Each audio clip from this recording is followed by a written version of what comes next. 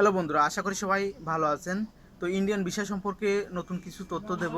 তো এই মুহূর্তে অনেকেই কিন্তু ট্যুরিস্ট ভিসার জন্য অপেক্ষা করে আছে যে কবে থেকে ট্যুরিস্ট ভিসা খুলবে। শুধুমাত্র সীমিত পরিসরে মেডিকেল ভিসা, স্টুডেন্ট ভিসা খোলা আছে। তবুও কিন্তু মেডিকেল ভিসার অ্যাপয়েন্টমেন্ট ডেট পেতে অনেক ঝামেলা আছে।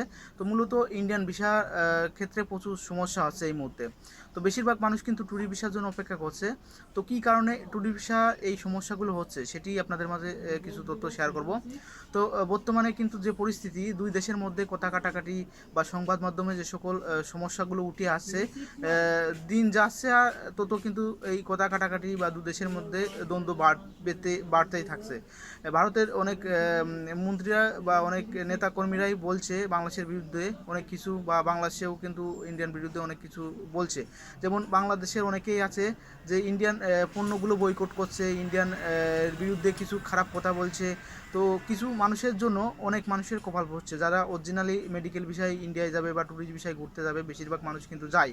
কিন্তু যে সকল ব্যক্তিরা ইন্ডিয়াকে বয়কট করছে, তারা পরবর্তীতেই কিন্তু আবার ইন্ডিয়ান ভিসা নিতে চাইছে, কিভাবে ইন্ডিয়ান ভিসা করা যায়। তো যার কারণে এই সোশ্যাল মিডিয়াতে এই তথ্যগুলো উঠে আসছে। তো কিছু কিছু মানুষ আছে ফেসবুকে বা সোশ্যাল মিডিয়ায় তথ্য দিচ্ছে যে ইন্ডিয়ান পণ্য বয়কট, ইন্ডিয়ায় এটা না ওটা না, এরকম ইন্ডিয়ান বিরুদ্ধে কিছু কথা বলছে। সেগুলো কিন্তু সোশ্যাল মিডিয়ায় উঠে আসছে। এইগুলো নিয়ে ভারত সংবাদ মাধ্যম হচ্ছে তাতে কিন্তু দ্বন্দ্ব বেড়েই চলছে। আবার তারাও, মানে যারা ভারতকে বয়কট করছে, ভারতের পণ্যকে বয়কট করছে, তারাই কিন্তু পরবর্তীতে ভিসা নেওয়ার জন্য কীভাবে সহজে ভিসা নেওয়া যায় এমন তথ্যই প্রকাশ করছে ফেসবুকে বা সোশ্যাল মিডিয়ায়। তো কিছু মানুষের জন্য অনেক মানুষের কিন্তু কপাল হচ্ছে। ট্যুরিস্ট ভিসা কিন্তু পূজার আগেই খুলে দেওয়ার কথা ছিল বা খুলে দিত যদি সম্পর্ক ভালো হতো, দু দেশের সম্পর্ক। কিন্তু কিছু কিছু মানুষের কারণে কিন্তু এই সম্পর্কগুলো নষ্ট হচ্ছে। তো বিষয়টা আছে একজনের জন্য 10 জনের কপাল পোড়া মতন। তো কিছু মানুষ ভারতের বিরুদ্ধে কথা বলছে, ভারতের পণ্য বয়কট করছে, আবার তারাই কিন্তু পরবর্তীতে ভিসা নিতে যাচ্ছে, তারাই কিন্তু আগেই পাসপোর্ট জমা দিচ্ছে ভিসা নেওয়ার জন্য।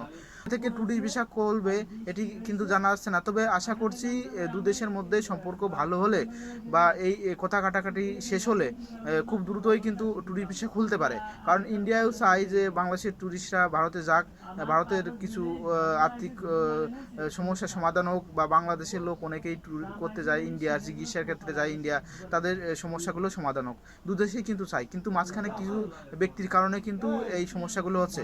তো যাই হোক, আরও অনেক বিষয় আছে, সেগুলো আপনারা সংবাদ মাধ্যম কিন্তু চোখ রাখলেই বুঝতে পারবেন। তো ভিডিওটি যদি আপনাদের ভালো লাগে, লাইক কমেন্ট শেয়ার করবেন এবং আমার চ্যানেলটি সাবস্ক্রাইব করবেন। আমি ইন্ডিয়ান বিষয় সম্পর্কে তথ্য সবার আগে দিয়ে থাকি।